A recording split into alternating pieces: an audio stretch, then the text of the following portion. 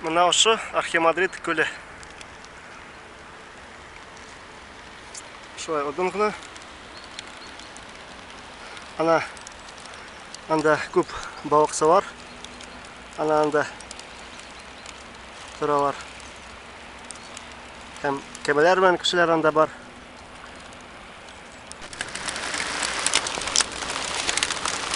Мына ошо Архимандрит көле ямгыр вакытта көрәһегез. Вакыт бик күп, ямгыр бик күп. Шулай нык ямгыр бара. Ошо мин кемәлә утырам. Хәзер ярга барырга кирәк, чөнки ямгыр бик нык бара һәм шуга нык тибә. Шуга тизрәк кенә ярга барырга кирәк.